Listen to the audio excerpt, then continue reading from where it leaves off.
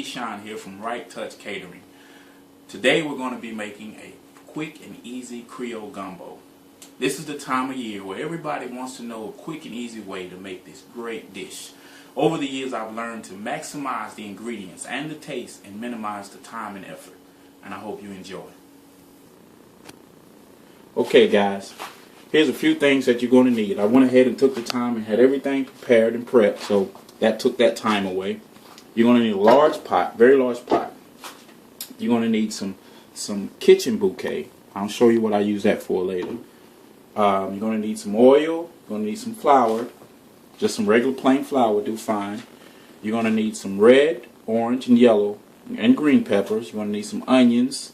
You're going to need some chives, and you're going to need some celery. You're going to need some corn. And this is, you can use regular tomatoes, but I prefer to use Rotel diced tomatoes. They're very good.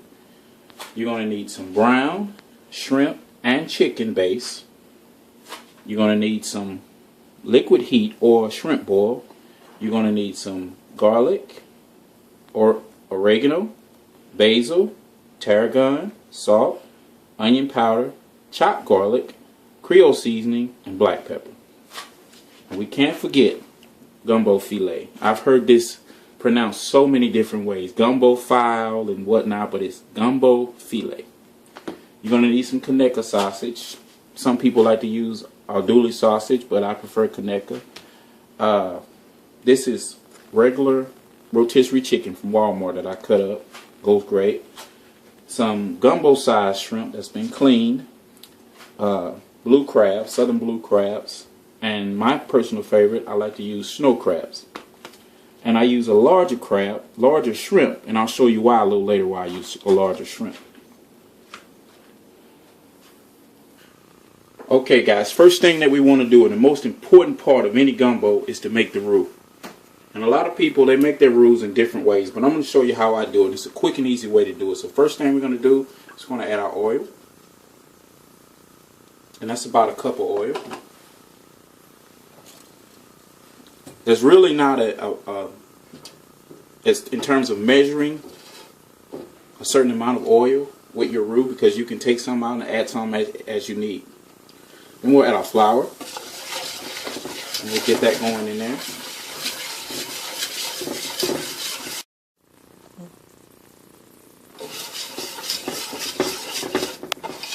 Now that we got that roux a perfect color, perfect consistency in terms of oil and flour, now we add our veggies. All that good fresh vegetables. Some people prefer to use the gumbo vegetables that come in the frozen bag, and that's fine too. I've done that. I've used that before, and it goes okay, but I prefer fresh. Can't really tell a big difference, but you know that there's actually a difference. I'll stir that around real good. You're going to see this get thick pretty quick here, especially the water that comes off of the vegetables. It'll thicken it up really quick, but be careful.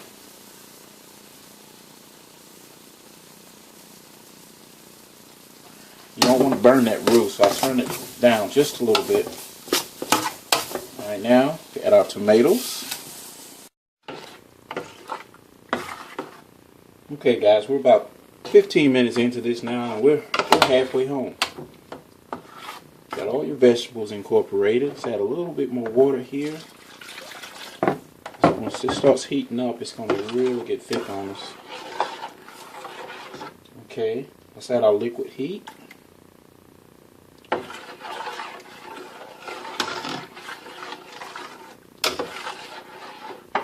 Alright, we'll add our seasonings.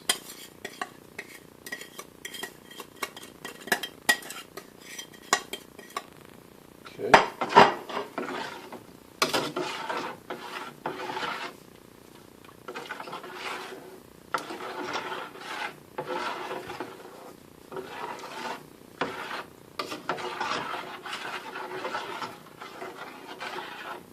That is a beautiful color for gumbo.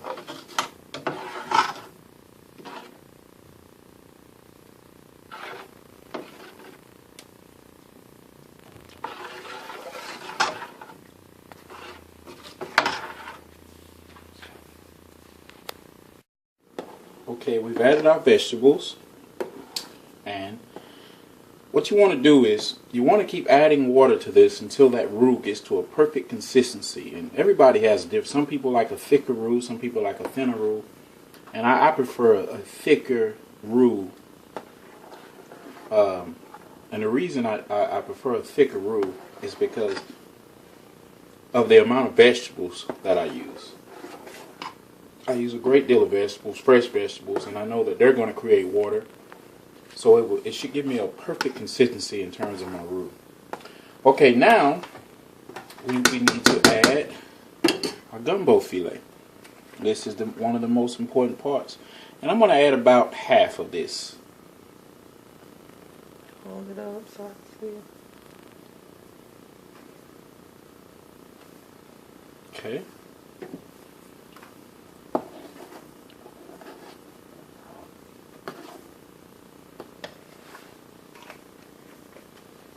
Alright, now I'm going to add my sausage. Again, you can use any sausage that you want. Don't let anybody tell you that you need a certain sausage. You can use any sausage you want. What kind of good? This is connector sausage that I'm using, my favorite. I'm going to add my chicken. You can use as much chicken as you like. I just use it because I think just those little bitty pieces of chicken and some bites of your gumbo is just awesome.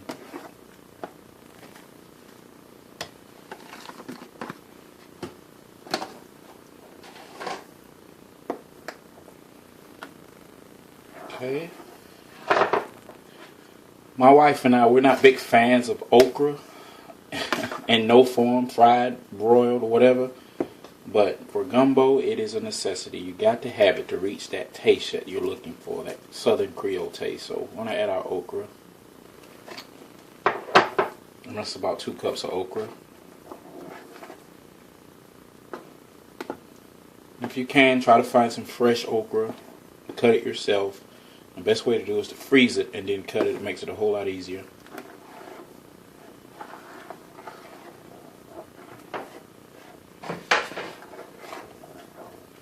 And you can see how I'm getting thicker here with my roux.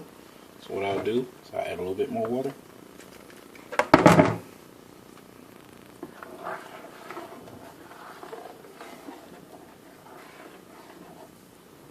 Okay. Now we're going to add our crabs.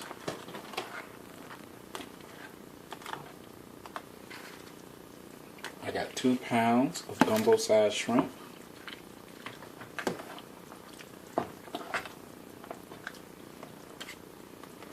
Oh yeah, we're cooking now.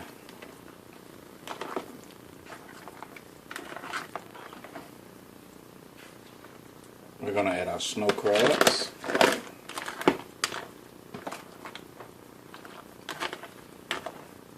I know you're wondering, hey, he hadn't tasted. How does he know what it tastes like? Well, I've been doing this long enough. I know. I use the same ingredients all the time. I know it's awesome, and plus it smells so awesome in here. Okay, my roux's getting a little thick on me.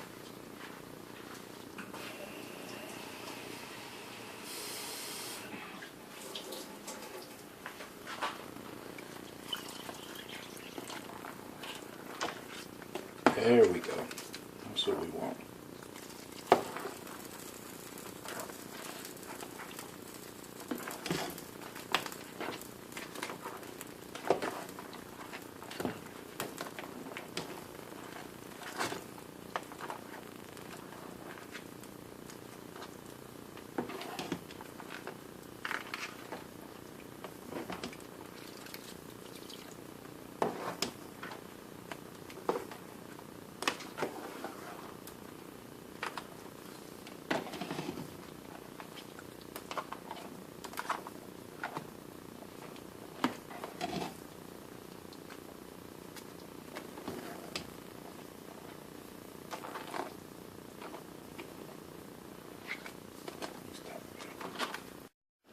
Okay, once you add all your shrimp and your crabs and everything, bring it up to temperature.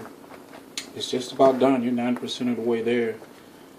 The only thing I would suggest is letting it simmer until all of your seasonings have bloomed. Because once they bloom, that means they've exuded all of their flavor.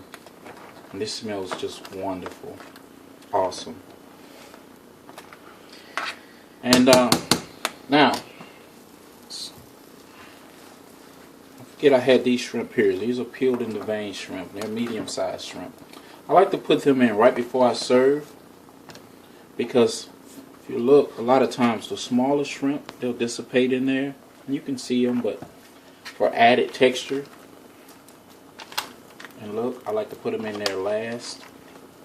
And right when they start to cook, I'll serve it.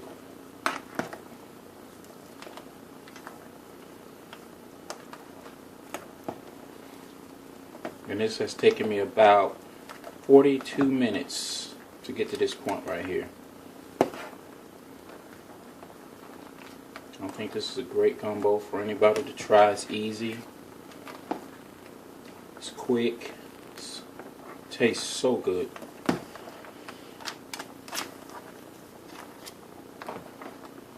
And you can change it up. You can do this with chicken. You can do it with sausage. You can do it with oysters. Whatever you like.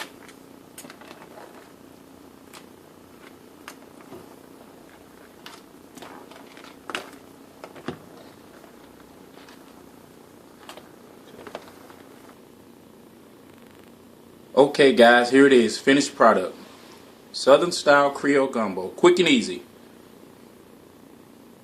Hope you guys enjoy. Thanks.